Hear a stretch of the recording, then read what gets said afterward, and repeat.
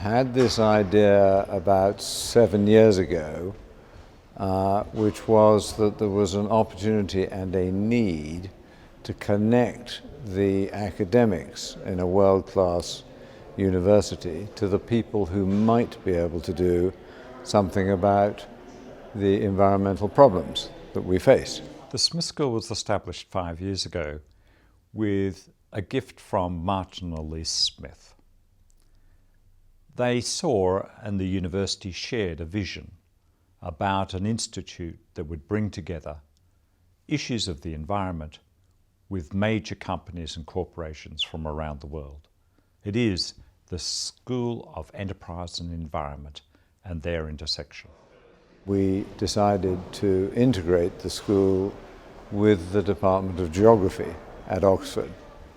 A fundamental goal of the school was to create an interdisciplinary ethos, and I would say, based on the evidence so far, the signs are extremely promising. We are now creating projects with the business school, with the physical sciences, with the James Martin School, with the Blavatnik School of Government. The Business Fellows Program is an essential component of the Smith School of Enterprise and Environment at Oxford. It's a way of bringing to Oxford key decision makers in major corporations from around the world about issues related to the environment. Secondly, it is also a meeting ground for business fellows from diverse backgrounds, diverse corporations, and academics who share an interest with them in generating solutions to the most profound problems facing humanity over the 21st century. The fellows themselves are given a fairly free range as part of the programme. They get to decide what work they want to do.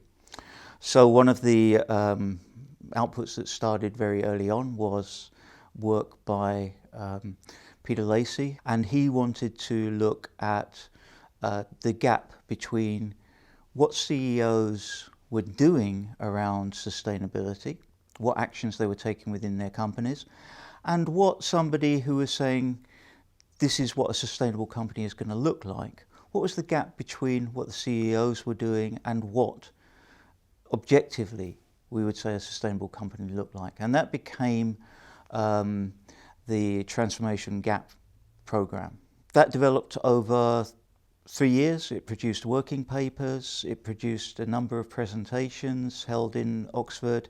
It became the basis for work that Peter did within Accenture.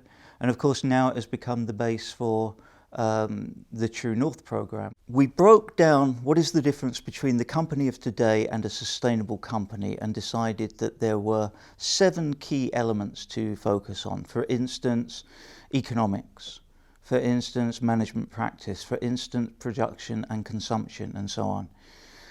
Those 7 steps neatly map out into 1 step a term that we can focus on as a fellowship to debate, discuss, gather information, disseminate information through seminars and through the website. Conveniently also, it is 7 steps coincides with 7 terms between now and the climate change agreement that will succeed Kyoto.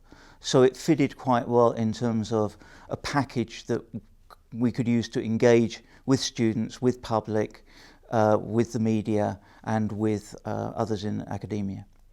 What we've spent over the last 5-6 years at M&S is tackling 180 environmental and social commitments to drive down environmental and social footprint. And that's been great. It's won us prizes, it's won us awards, it's created a good business case, £135 million net benefit last year.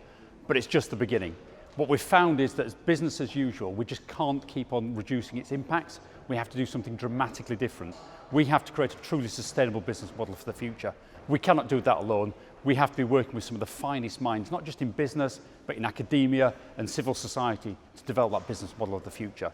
And this is the perfect collaboration for us. I think this programme is important because it brings together academia and business to answer the fundamental question we're all trying to address. How do we grow whilst decoupling our environmental impacts and maximising our social impacts? I think we're very optimistic about the contribution that this school can make to environmental studies here, but on an international basis.